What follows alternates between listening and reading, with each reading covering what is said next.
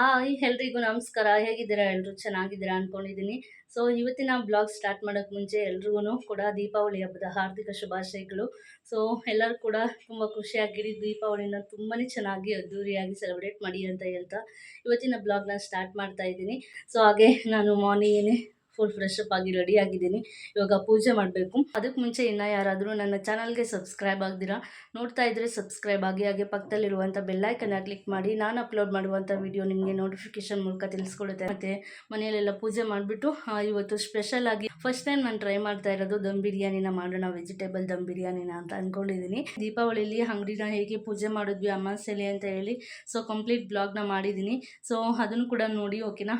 Skip ಮಾಡ್ದಿರಾ ಎಂಡ್ವರೆಗೂ ಕೂಡ ವಿಡಿಯೋನ ನೋಡಿ ಅಂತ ಹೇಳ್ತಾ ಇವತ್ತಿನ ಬ್ಲಾಗ್ನ ಸ್ಟಾರ್ಟ್ ಮಾಡೋಣ ಬನ್ನಿ. ಫಸ್ಟಿಗೆ ಇವಾಗ ರಂಗೋಲಿ ಬಿಟ್ಬಿಟ್ಟು ಕಲರ್ ಎಲ್ಲ ಹಾಕಬೇಕು ಅಂತ ಅಂದ್ಕೊಂಡಿದ್ದೀನಿ. ನಾನೇನು ಫುಲ್ ಗ್ರ್ಯಾಂಡಾಗಿ ಬಿಡಲ್ಲ ರಂಗೋಲಿನ, ಸೊ ಸಿಂಪಲ್ಲಾಗಿ ಇಟ್ಟಿದ್ದೀನಿ. ಫುಲ್ ದೊಡ್ಡದಾಗಿ ಏನು ಇಟ್ಟಿಲ್ಲ, ಚಿಕ್ಕದಾಗಿ ಇಟ್ಟಿದ್ದೀನಿ. ನಿಮಗೆ ತೋರಿಸ್ತೀನಿ. ಇವಾಗ ಕಲರ್ ಹಾಕ್ತಾಯಿದ್ದೀನಿ. ಈ ರೀತಿ ಬಿಟ್ಟಿದ್ದೀನಿ. ಸೊ 3 ಕಲರ್ ಅಷ್ಟೇ ಇರೋದು.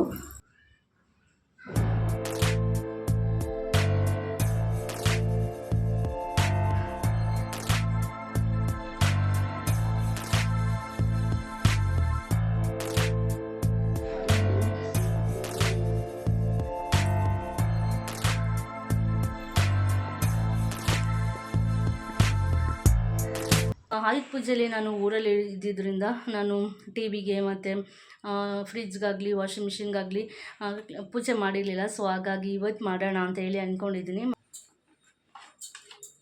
ನಾನು ಮಿಕ್ಸಿನ ಒರೆಸ್ತಾ ಇದ್ದೀನಿ.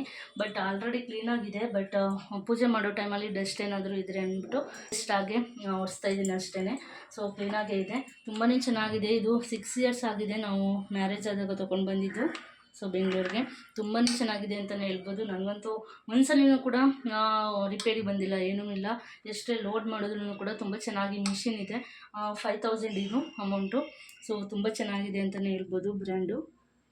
ಸೊ ನಿಮಗೇನಾದರೂ ಸಿಕ್ಕಿದ್ರೆ ಇದನ್ನು ಬೈ ಮಾಡಿ ಅಂತಲೇ ಹೇಳ್ತೀನಿ.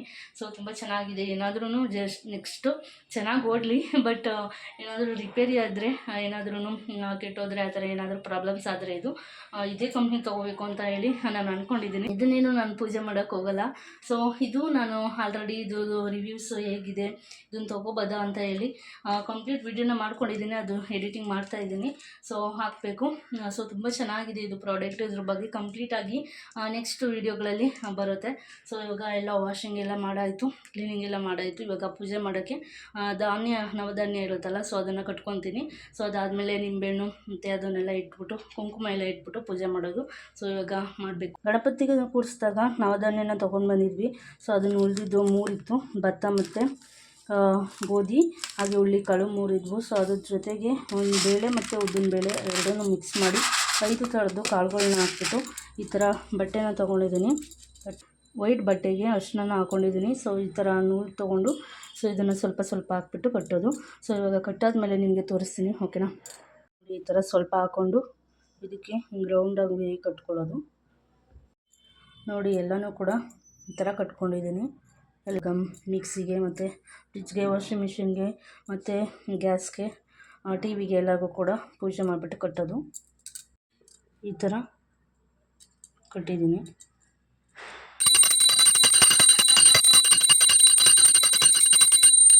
ಜಸ್ಟ್ ಇವಾಗ ಪೂಜೆ ಎಲ್ಲ ಆಯಿತು.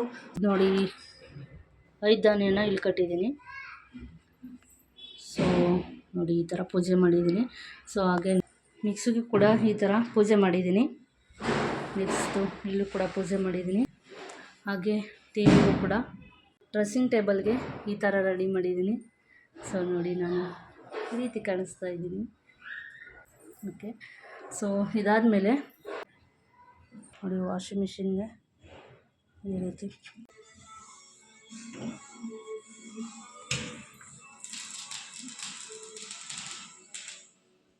ದೇವ್ರ ಫೋಟೋಕ್ಕೆ ಈ ಥರ ಹೂವು ಧರಿಸಿದ್ದೀನಿ.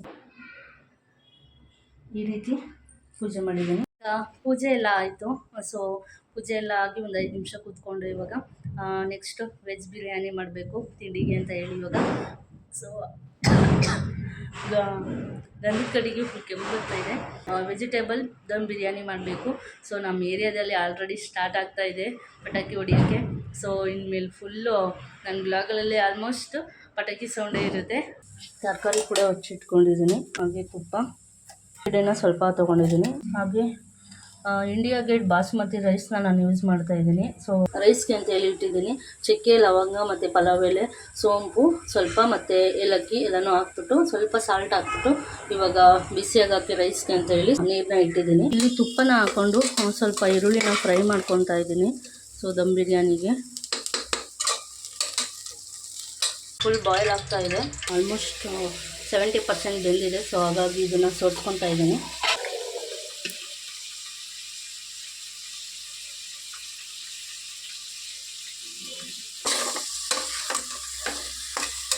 ಸೊ 3 ಕೋಟಿಂಗ್ ಮಾಡಾಗಿದೆ. ಫೈನಲಿ ಎಲ್ಲ ಕೋಟಿಂಗ್ ಮುಗೀತು.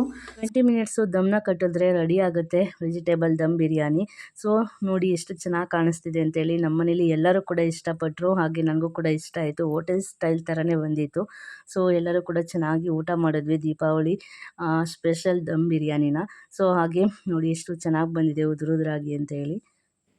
ಊಟ ಕೂಡ ತುಂಬಾ ಚೆನ್ನಾಗಿ ಬಂದಿತ್ತು ದಮ್ ಬಿರಿಯಾನಿ. ಸೊ ಊಟ ಕೂಡ ಮುಗಿಸಿದ್ವಿ, ಎಲ್ಲರೂ ಕೂಡ ಕೂತ್ಕೊಂಡು ಅರ್ಧ ವೀಡಿಯೋ ಮಾಡಿಕೊಂಡೆ. ಸೊ ಮಾಡಬೇಕಾದ್ರೆ ಅದರ ಪ್ರೋಸೆಸ್ ತುಂಬಾ ನನಗೆ ಇಷ್ಟ ಆಯಿತು. ಸೊ ಹಾಗಾಗಿ ನಿಮಗೂ ಕೂಡ ಈಸಿ ಆಗುತ್ತೆ ಸರ್ಚ್ ಮಾಡಲಿಕ್ಕೆ ಕೂಡ. ನನ್ನ ಚಾನಲಲ್ಲಿ ಸೆಪ್ರೇಟ್ ವೀಡಿಯೋನೇ ಮಾಡಿಬಿಡೋಣ ಅಂತೇಳಿ ಒಂದಷ್ಟು ಕ್ಲಿಪ್ಸ್ ತೊಗೊಂಡೆ, ಅಷ್ಟೇ ವೀಡಿಯೋ ಮಾಡಿಕೊಂಡೆ. ಸೊ ಅರ್ಧ ಅಷ್ಟೇ ನಾನು ನಿಮಗೆ ಎಕ್ಸ್ಪ್ಲೈನ್ ಮಾಡಿದ್ದು.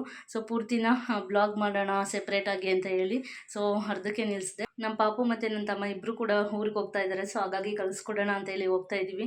ಸೆಕೆಂಡ್ ವೀಕ್ಗೆ ನಮ್ಮ ಅಜ್ಜಿ ಫ್ಯಾಮಿಲಿ ಎಲ್ಲ ಬರ್ತಾರೆ. ಸೊ ಅದು ಕೂಡ ನಾನು ಬ್ಲಾಗ್ ಮಾಡ್ತೀನಿ, ಏನಕ್ಕೆ ಬರ್ತಾರೆ, ಏನು ಫಂಕ್ಷನ್ ಇದೆ ನಮ್ಮಲ್ಲಿ ಅಂತ ಹೇಳಿ ಬ್ಲಾಗ್ ಕೂಡ ಮಾಡ್ತೀನಿ ಅದನ್ನು.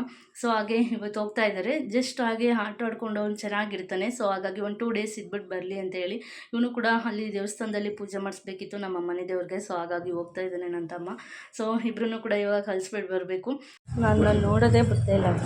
ಬಾಯ್ ಮನೆ.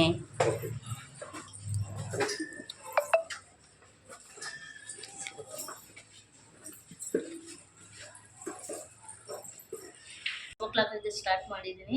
ಸೊ ಇವಾಗ ಪೂಜೆಗೆ ಅಂತ ಹೇಳಿ ಹೊರಗಡೆ ದೀಪ ಹಚ್ಚೋಕ್ಕೆ ಅಂತ ಹೇಳಿ ಎಲ್ಲ ದೀಪಗಳನ್ನೂ ಕೂಡ ರೆಡಿ ಮಾಡಿದ್ದೀನಿ. ಸೊ ನೋಡಿ ಈ ಥರ.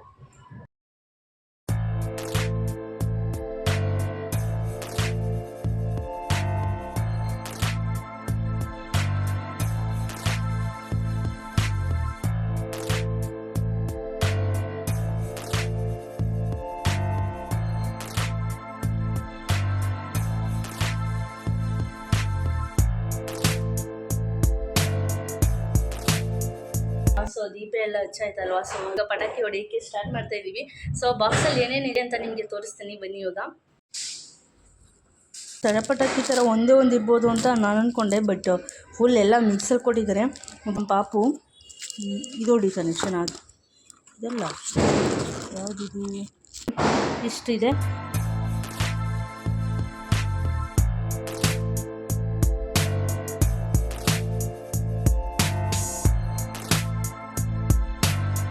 ನೋಡಿದ್ರಲ್ಲ ದೀಪಾವಳಿಯ ಬ್ಲಾಗ್ ಹೇಗಿತ್ತಂತ ಹೇಳಿ. ಐ ಹೋಪ್ ಡೆಫಿನೆಟ್ಲಿ ನಿಮಗೆ ಇಷ್ಟ ಆಗಿರುತ್ತೆ. ಈ ಬ್ಲಾಗ್ ಎಂಡ್ವರೆಗೂ ಕೂಡ ನೋಡಿದ್ದೀರಾ ಅಂತ ಅಂದ್ಕೊಂಡಿದ್ದೀನಿ. ಇಷ್ಟ ಆಗಿದರೆ ಲೈಕ್ ಮಾಡಿ, ಹಾಗೆ ಸಬ್ಸ್ಕ್ರೈಬ್ ಆಗೋದನ್ನು ಮರಿಬೇಡಿ. ಮುಂದಿನ ಬ್ಲಾಗಲ್ಲಿ ಇದೇ ರೀತಿ ಒಳ್ಳೊಳ್ಳೆ ಕಂಟೆಂಟ್ ಇರುವಂಥ ಬ್ಲಾಗ್ ಬರ್ತಾ ಇರುತ್ತೆ. ಸೊ ಸಬ್ಸ್ಕ್ರೈಬ್ ಮಾಡಿ ಅಂತ ಹೇಳ್ತಾ ಇವತ್ತಿನ ಬ್ಲಾಗ್ನ ಎಂಡ್ ಮಾಡ್ತಾ ಇದ್ದೀನಿ. ಸೊ ಮುಂದಿನ ಬ್ಲಾಗಲ್ಲಿ ಸಿಗೋಣ. ಅಲ್ಲಿವರೆಗೂ ಬಾಯ್ ಬಾಯ್.